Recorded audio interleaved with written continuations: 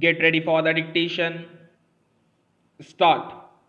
India should use its influence to ensure peace within Afghanistan and the wider region. Stop.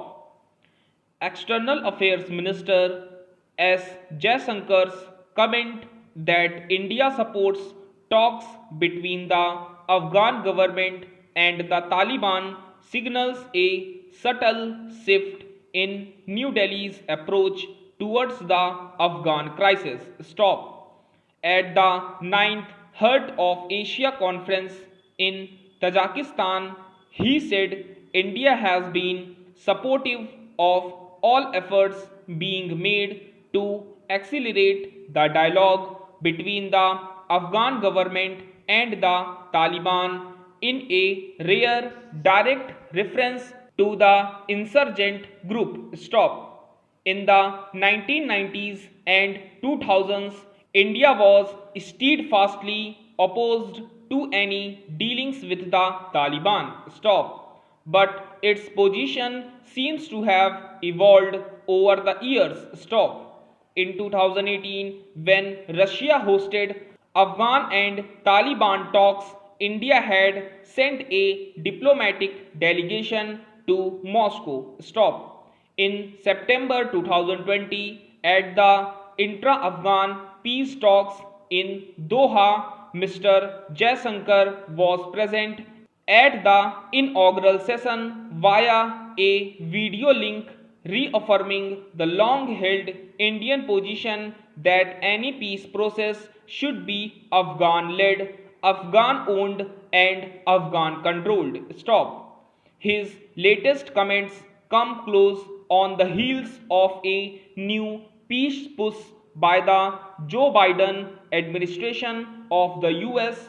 Stop. The Biden plan includes two key proposals: a unity transition government between the warring parties and a UN-led multilateral conference of envoys from India, China, Iran, Pakistan, Russia and the US.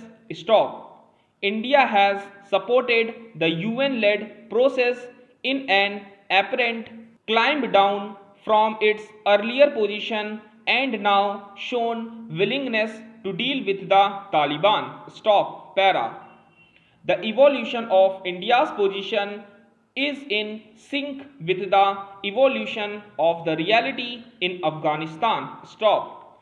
The Taliban, no longer an untouchable force, control much of the country's rural territories. Stop. The US has already signed a deal with the Taliban wherein American troops are scheduled to pull back from Afghanistan by May 1. Stop. China had long ago reached out to the Taliban. Stop. Russia has hosted talks between the two sides. Stop. European powers have also shown interest in sponsoring talks. Stop. So India has to be more flexible and adapt to the new strategic reality. Stop. Since the fall of the Taliban, India has cultivated deep ties with the Afghan people and the government, with investments in multiple projects dealing with education, power generation, irrigation and other infrastructure development. Stop. The first batch of vaccines Afghanistan got was from India in February. Stop. Recently, India signed an agreement to build the Sehtood Dam near Kabul. Stop.